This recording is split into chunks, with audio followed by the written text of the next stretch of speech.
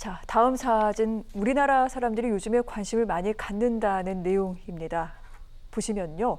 대한민국 기상 레이더인데 이것이 우리 앱이 아니라고 합니다. 외국의 다른 기상 앱 사진이라고도 하고요. 또한 실시간 검색어에 노르웨이 기상청이라는 말이 1위를 기록하기도 했습니다. 어떻게 된 일입니까? 네, 그러니까 우리나라 기상청 예보가 너무 안 맞는다고 해서 이제 많은 분들이 네. 노르웨이 기상청, 체코, 미국 이런 데서 예보 앱이 나온 게 있는데 그걸 보니까 어떤 건 또 맞더라. 그 장마 시간이 정확히 맞더라라고 해서 그게 차라리 더 나은 거 아니냐. 네. 노르웨이 기상청이 그래서 뭐 검색어 1위에 오르기도 했다고 하는데 이게 뭐 우리나라 기상청이 문제가 있기도 하지만 그 외국 기상청이 한국 예보를 정확히 맞춘다는 것 자체가 말이 안 되거든요. 그러니까 어느 나라 기상청이든지 자기 나라의 그 기상 그 계산하기에 바쁘지 그렇죠. 다른 나라 기상 네. 상황 계산할 수는 없는 것이고 네. 고장난 벽시계도 하루에 2번은 맞는데 그러니까 우연히 맞을 수가 있는 것인데 그거를 항상 맞을 거라고 기대하는 건 말이 안 되는 것이고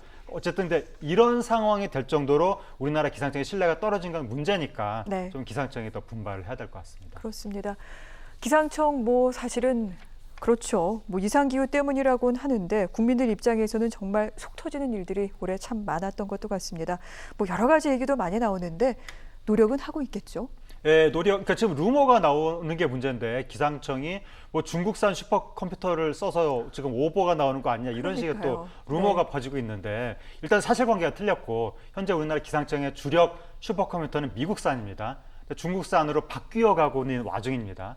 근데 그 계획이 그런 것인데 만약에 계획대로 중국산으로 다 바뀌게 된다면 우리나라 슈퍼컴퓨터의 성능이 세계 최고 수준의 하나가 됩니다. 그러니까 그럴 정도로 성능이 좋은 컴퓨터가 들어온다는 것이고 네. 그렇게 된다면 노르웨이 기상청보다 훨씬 좋아집니다. 우리나라 기상청의 슈퍼컴퓨터 성능이. 근데 많은 분들이 자꾸 슈퍼컴퓨터에 너무 집중을 하시는데 그게 중요한 게 아니라 컴퓨터는 그냥 계산하는 계산기일 뿐이고 그 계산기에 집어넣는 데이터, 네. 예보 모델 그걸 해석하는 사람, 예보관 이 세 가지 요소가 더 중요한 거거든요. 슈퍼컴퓨터가 가장 중요한 것이 아니라 근데 우리나라는 예보 모델을 세계에서 9번째로 독자 개발을 했는데 올해 4월 달에 그것을 이제 상용화 시작했죠. 했기 네. 때문에 아직 데이터가 축적이 안 돼서 현실적으로 예보가 어려운 상황이고 앞으로 네. 데이터를 축적을 해야 되고 또 예보관의 경험도 예보관 자체가 예보 모델을 지금 처음 써보고 있는 거예요. 그래서 잘 모르는 건데 네. 그리고 이제 너무 지금 불신이 가중되다 보니까 차라리 그러면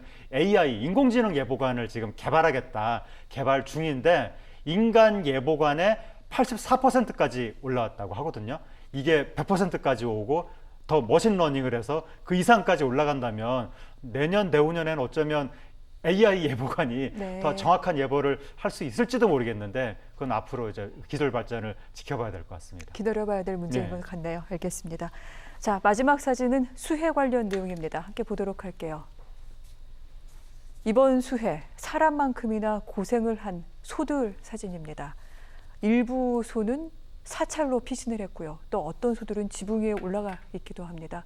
정말 소 순환 시대라는 말이 맞는 것 같아요. 예, 이번에 그 섬진강 그 홍순환 지역에 소 키우는 농가가 굉장히 많았는데 그 소가 일부는 그러니까 이제 물에서 거의 하루를 물장구를 치면서 버텼다는 거예요, 아이고, 소들이. 네. 그러면서 일부 소는 물이 계속 차오르니까 지붕 위로 올라가기도 하고 일부 소는 계속 산 위로 올라가서 해발 한 400m, 500m 되는 암자에 가서 또 발견되기도 하고 그랬는데 지붕에서 한 4마리가 있었던 그 지붕에 여러 마리가 올라갔었거든요. 그런데 그중에 4마리가 올라간 그 축사 지붕이 있었는데 거기에서 3마리가 떨어진 거예요. 지붕이 주저앉아가지고. 그래서 한 마리는 이제 죽고 네. 2마리는 다치고 한 마리가 지붕 위에 계속 남아 있다가 사람이 올라가서 구해주려고 그런데 이제 예민해가지고 안 내려올려 그러니까 이제 사람한테 몸을 맡기지 않으려고 그래서 마취총을 2번 쏴서 결국 기중교에 이제 매달아가지고 지상으로 이제 구출하는데 성공했는데